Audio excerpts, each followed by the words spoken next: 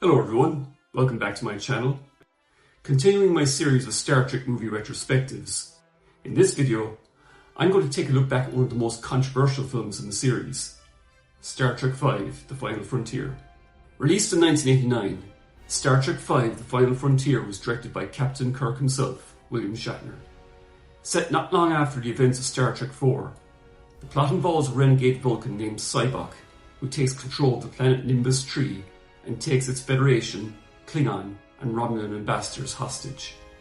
When Captain Kirk and the crew of the Enterprise are sent to rescue the hostages, they discover that it's a trap set by Spock, who intends to use the Enterprise to journey to the centre of the galaxy, where he believes God is waiting for him.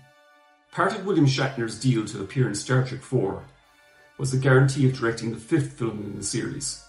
After the huge success of The Voyage Home, Shatner was given the go-ahead to make Star Trek V. Harve Bennett, who had been the main creative force behind the previous three films, felt he was burned out on the series, but Shatner convinced him to return. Shatner had taken interest in the rise of religious cult leaders, and came up with a story involving a character named Zar, who was later renamed Spock. Initially, Shatner's story outline involved the crew of the Enterprise, including Spock and McCoy, betraying him after coming to believe in his divinity. Leonard Nimoy and DeForest Kelley were very against this, however, believing their characters would never willingly betray Kirk.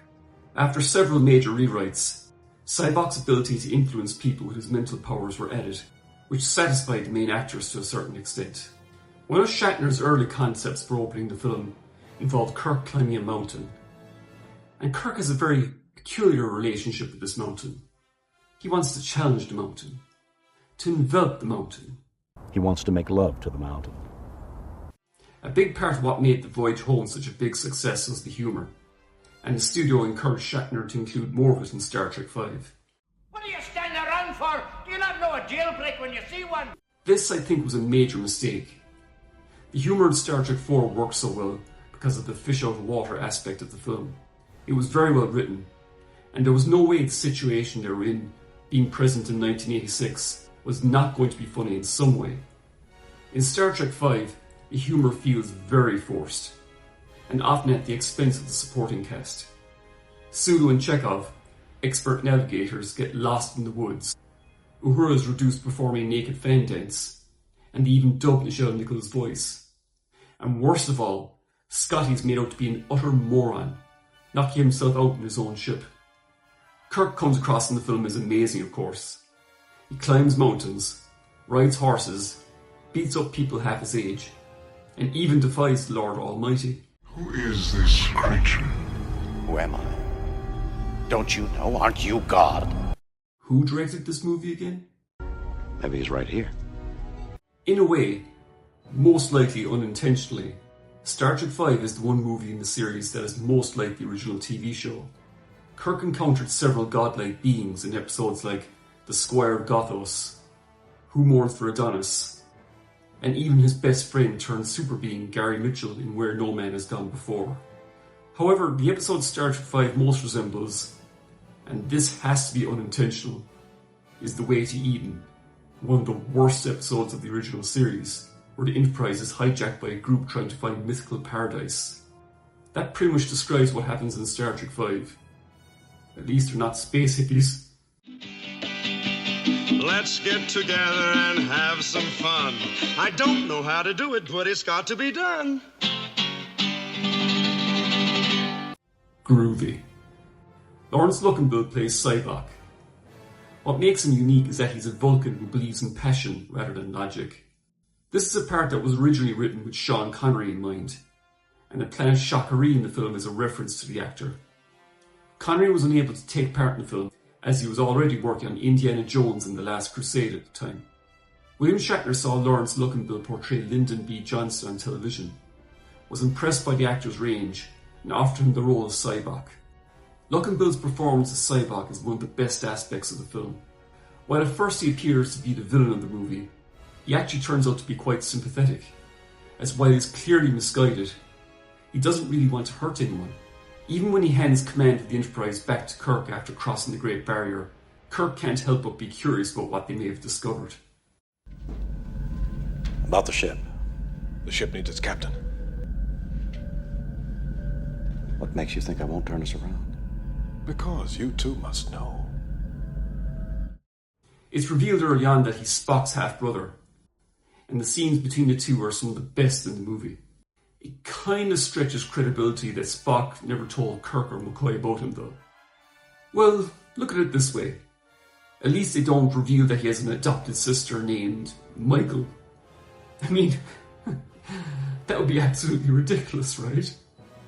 The Klingons return here in the form of Kla, a young bird of prey captain obsessed with defeating Captain Kirk in battle and making a name for himself. He's a bit hard to take seriously though. Actually, at this point, I think the Klingons were being overused, and I think the Romulans would have been better villains to use here, as we hadn't really seen them since the original series at this point. It is strange how the Federation and Klingons send ships to rescue their ambassadors, but the Romulans don't.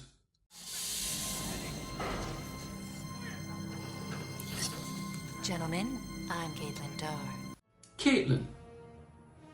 That's a funny Irish name. Maybe that explains why we have Irish Romulans later on in Star Trek Picard. Cheeky fuckers. Industrial Light and Magic, the company responsible for the visual effects of the last 3 movies, were unavailable for Star Trek V, as they were too busy working the likes of Ghostbusters 2, Indiana Jones and Last Crusade, The Abyss, and Back to the Future 2. Therefore, production was forced to hire a different special effects company named Bran Ferren and Associates to handle Star Trek V's visual effects. This is where the movie is extremely lacking compared to its predecessors.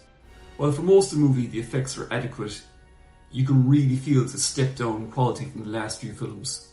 The climax of the movie, where the landing party meet God, is where the film completely falls apart. Shatner's original vision for the climax was for the crew to meet God, only to find Satan instead. And Kirk was supposed to fight demons, which then transformed into monsters, or Rockmen as they came to be called. Budget cutbacks meant that Shatner had to shrink his vision from 6 Rockmen to 3, and then ultimately just 1. Special effects tests for Rockmen looked terrible though, so in the final cut of the movie we instead get lots of lights. I mean, just look at this. This looks absolutely terrible. There is test footage available of the Rockmen that is available in the film's DVD special features, and I think that would have actually looked better than what we got in the finished film. Hell, I would have taken the Gorn from the original series episode Arena over what we got. The God Monster, for lack of a better term, gets destroyed by the Klingon bird of prey piloted by Spock, which is a real anticlimax, but it does lead to one of the best Kirk and Spock scenes in the film. Thought I was going to die. Not possible. You were never alone. It's strange because for most of the movie, Star Trek V isn't terrible at all. It's actually got some great moments in here. Some of the location shooting is very nice, particularly the opening mountain scene.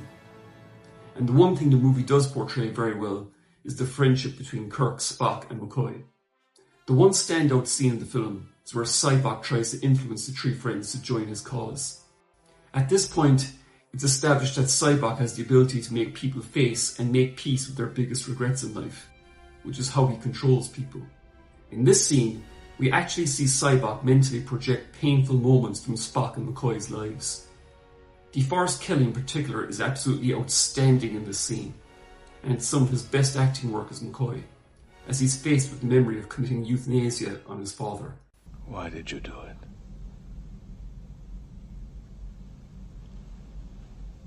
To preserve his dignity. While Spock is faced with the vision of his father being disappointed at having a half-human son. My biggest regret about this scene is that we don't actually get to see Kirk's biggest regret in life visualised, as he refuses to take part. I think it's a missed opportunity to revisit his pain at losing the love of his life. In City on the Edge of Forever, one of the most acclaimed episodes of the original series, Kirk and Spock go back in time to the 1930s to prevent McCoy from inadvertently changing history. While there, Kirk falls in love with a woman named Edith Keeler, but ultimately had to let her die in a car accident to restore the timeline. It would have been great to have seen this revisited in Star Trek V. It does, however, lead to one of the all-time great Kirk moments in Star Trek, as he refuses to make peace with this painful memory. They're the things we carry with us, the things that make us who we are. If we lose them, we lose ourselves. I don't want my pain taken away. I need my pain. Overall, Star Trek V is definitely the weakest of the films starring the original cast. Unlike the motion picture, it hasn't really improved with age and almost killed the franchise. Shatner has it several times over the years tried to get a special edition of the film with better effects and editing released, but so far it hasn't happened. The movie does have its good moments, and it's not a total disaster, but the film was a critical and commercial disappointment, and it looked like it would have been the last movie to feature the original cast. However, the 25th anniversary of the series was just around the corner, and Kirk and his crew will return for one last adventure in Star Trek VI: The Undiscovered Country, which is what I'll be taking a look at next time. Thanks so much for watching this video. If you enjoyed it, then please click the like button, subscribe if you haven't done so already, share with your friends, click the bell for notifications, and let me know in the comments if you think Star Trek V is underrated. Most importantly, I hope you all look after yourselves, and I'll see you all in my next video. Bye for now.